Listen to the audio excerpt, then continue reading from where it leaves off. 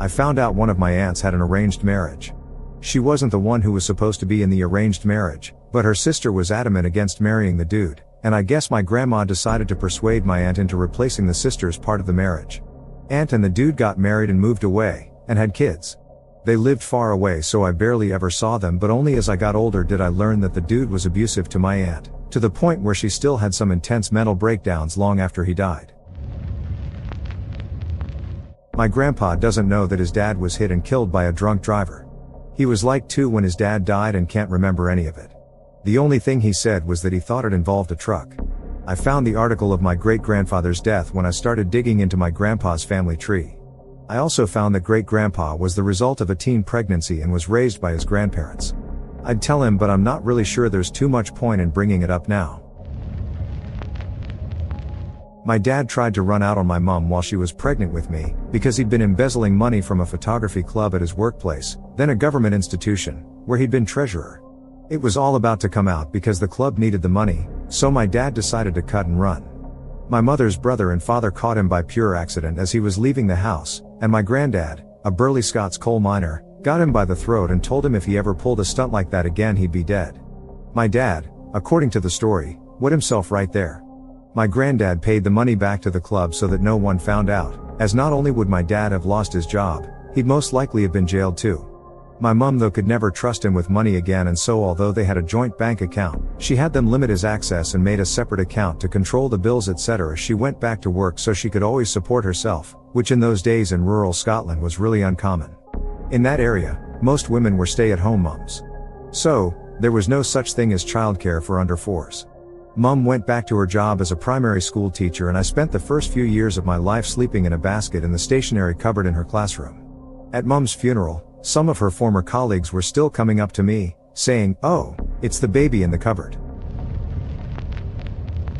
Uncle Joseph is very probably a serial killer, a major suspect for the West Mesa bone collector. He is also convicted as the middle school rapist. One day Joseph was just sort of out of the picture and no concrete answer was given why. At the time I was young enough that I didn't think to push or particularly wonder at the details. My 11-year-old cousin got pregnant, then was in Dr. Phil's trash TV show. Her aunt adopted the baby, and 12-ish years later they haven't told her any of this. She's seen pics of her mom from when she was a kid and said she doesn't remember taking that picture. They look identical. When I was a kid I knew my grandfather was odd. He'd call me his grandson even when I was wearing a dress and clearly female, but my parents would tell me to ignore it. Then I found out that when my dad was a kid, Grandpa sold my dad's sister Barbara to someone and kept my dad and his brother because he didn't want a girl in the family. My dad found his sister Barbara around the time I was in middle school via calling around to get records. They were reunited. She's my favorite aunt now. No one liked Grandpa, not nearly as bad, but I never met my grandfather even though he didn't die until I was around 10 and he only lived an hour away. He didn't get along with my dad. Drunkenly beating up your kid may result in isolation, but he refused to acknowledge me or my sister, because he was so pissed that there was no one to carry on the family name as my dad was his only son. When my youngest brother was born, he reached out to my father for the first time in 10 years to congratulate him. He also disowned my 2 aunts because they moved out and went to college.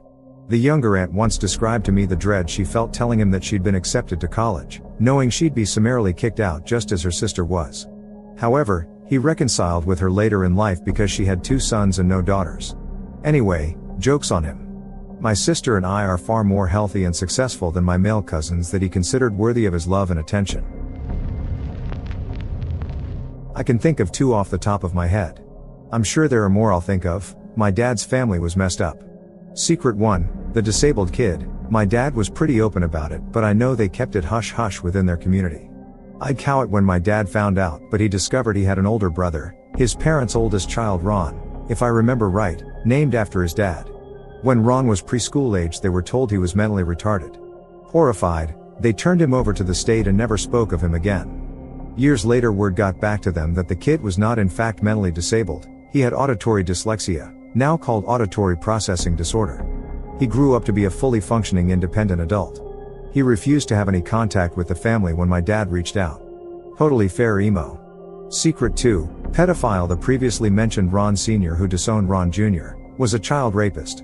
When they were grown, my dad and his younger brother learned that their father had raped their sister on multiple occasions and threatened her to keep her quiet. She didn't tell anyone until long after it all happened. Later she reconnected with her father, and allowed him to meet and spend time with her children. Edit, almost forgot. They found out after their mom died that apparently the youngest brother had a different father than the other 3 kids. I'd give they ever discovered the story behind that one.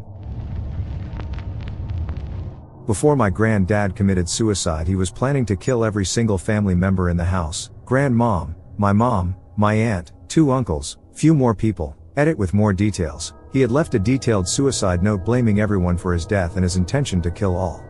Family speculation is that it was due to some extramarital affair he had, and how the family was obstructing his path. My mom's family is still traumatized by this entire episode and no one likes to talk about it. I guess that trauma of waking up one day and learning that your dad, who just committed suicide, was also planning to kill all of you, is impossible to shake off in a lifetime. My great aunt and uncle had a baby when they were still in the dating phase. They were in love and getting married was a sure thing down the line. However, coming from a very conservative society in the Middle East back in the 50s, they had to give the child away to an orphanage. Once that was done, they got married and eventually had 4 children. That child grew up knowing his origins and only allowed minimal contact with his family. He still isn't invited to family events and has a family of his own. When my great uncle passed away, I was told he was amongst the randoms that came to the cemetery to pay respects. None of my cousins, including myself, know what he looks like, but my dad and his siblings and cousins all do. It's sad how he's punished for something that isn't his fault. My great aunt was a nurse at a mental hospital about 100 years ago. She fell in love with a guy who had been committed there by the state.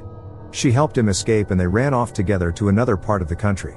Turns out the guy was a psycho murderer and he got extradited back and put in prison.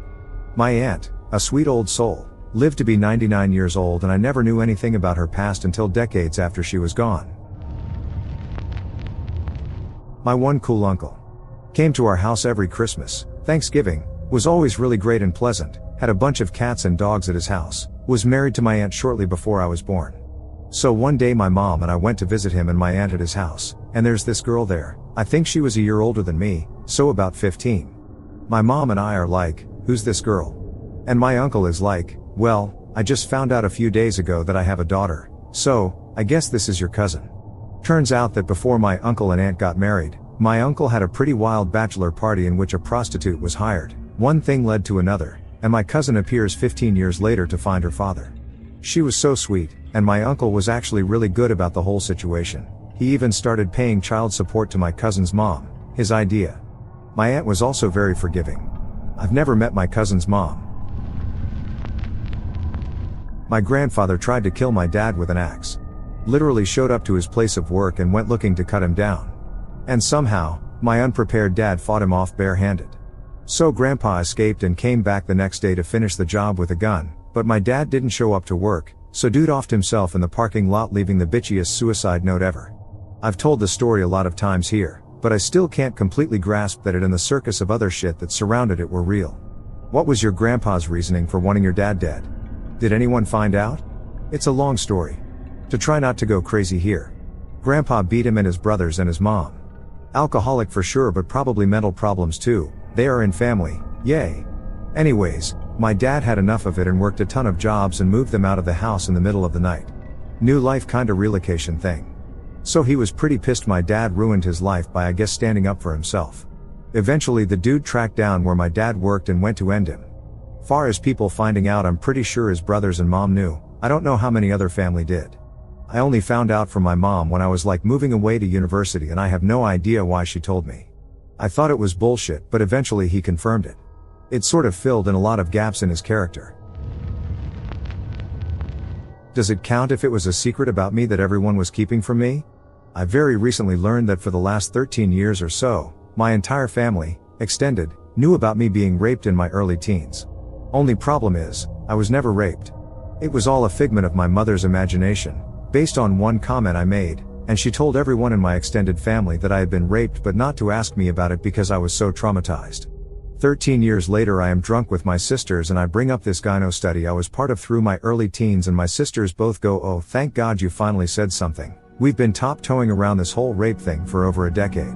Imagine the look on my face, Finding out that my entire family thought I had been raped but A, never bothered to ask and B, never did anything about it. I had to very gently tell my sisters that I had not been raped and they had been walking on eggshells around me for more than a decade for no reason. My uncle got his HS girlfriend pregnant and my grandmother drove her to the clinic for an abortion, agreeing to pay only if the GF didn't tell my uncle that she was going to abort his unborn child.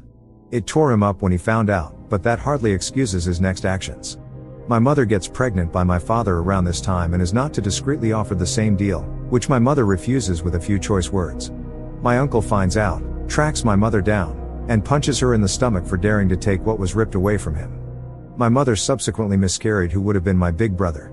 My mom, the saint she is, forgave him and tried to help him get some therapy. He rejected her help and joined the army instead. I didn't find out any of this until I was an adult, which really ducked with my head since my uncle had always been really close to me up until I came out of the closet. He somehow thought of me as the daughter his mother had aborted.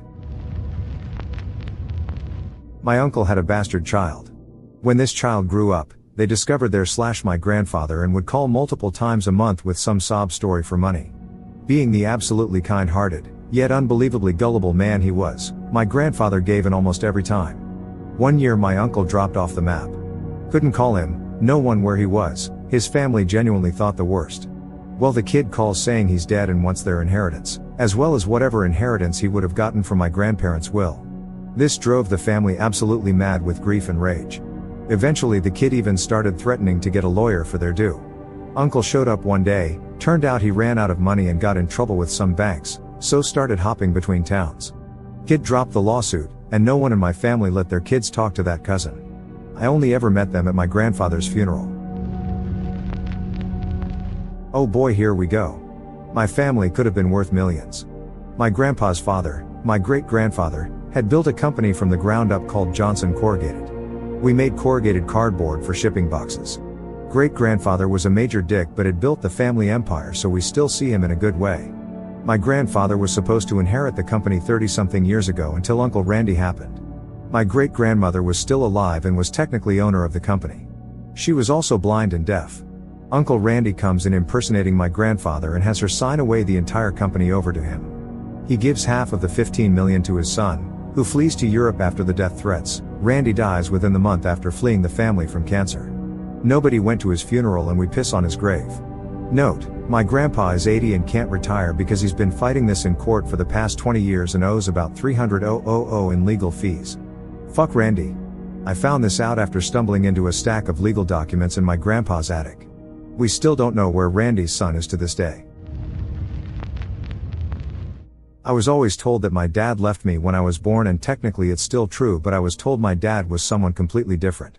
I got a little suspicious about the whole thing because my cousin, who apparently didn't know the whole cover story, told me that my dad had blonde hair and my mother had black, and that's where I get my black hair, but everyone else told me my dad had black hair. I thought about it and had a little suspicious thoughts about the whole thing, and then what really revealed it to me was I had to use my birth certificate so I could join the military, and the name of my father said Alexander Smith and my last name is Smith, but they all told me that I got my name from a baby book, so that's why my last name was different from everyone else in my family. I then spent a couple days doing research on Alexander Smith and found out that everything added up.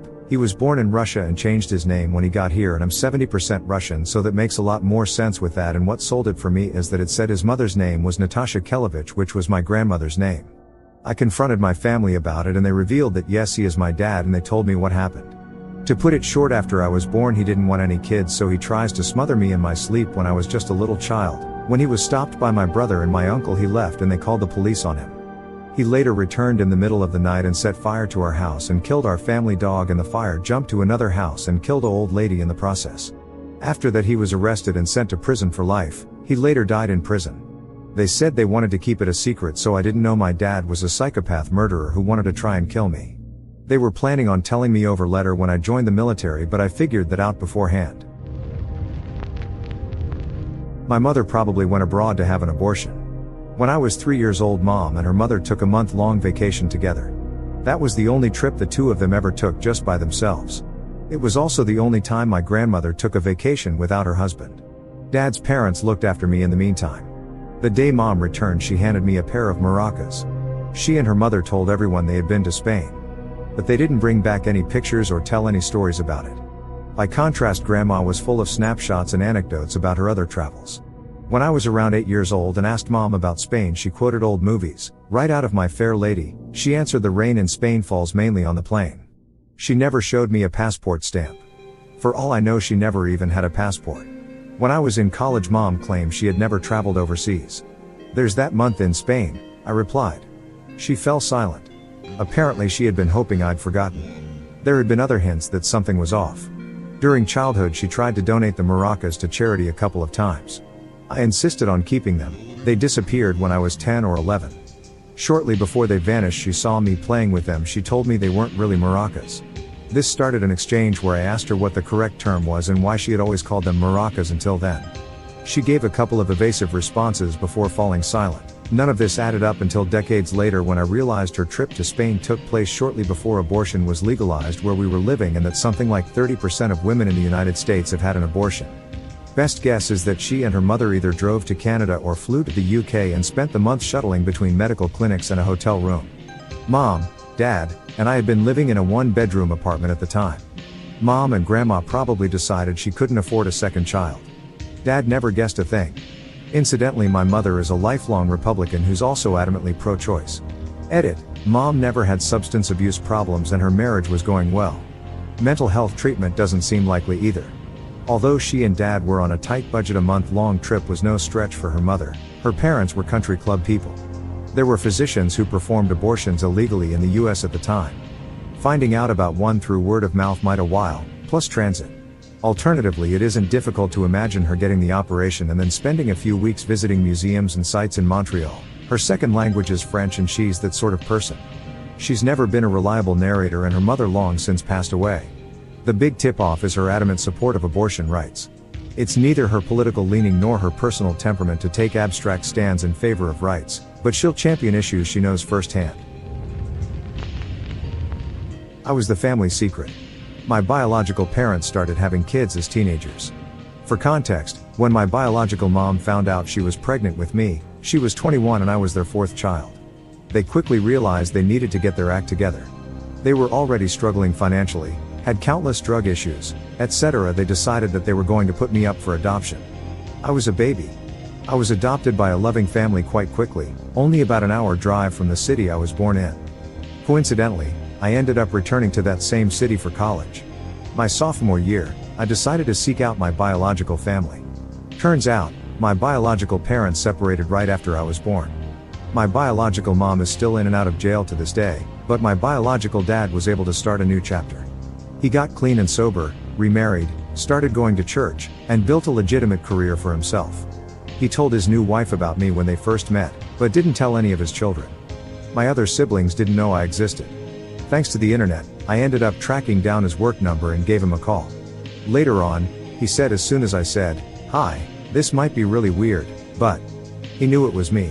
Apparently, ever since I turned 18, him and his wife were waiting anxiously for me to resurface. They knew the day would come eventually. That evening, they sat my siblings down and told them about me. It was difficult at first, but now I'm 25 and me and him have a pretty solid relationship.